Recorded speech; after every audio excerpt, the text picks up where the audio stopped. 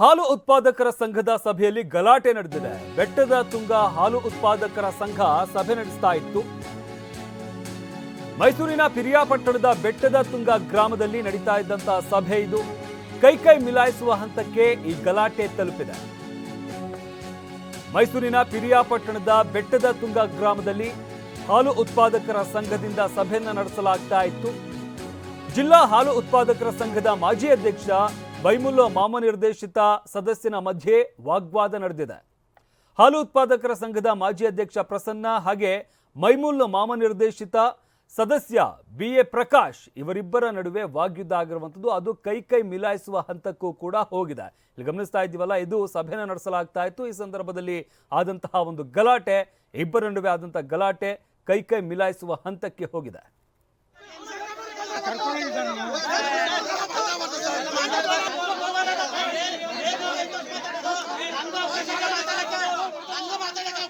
Hey.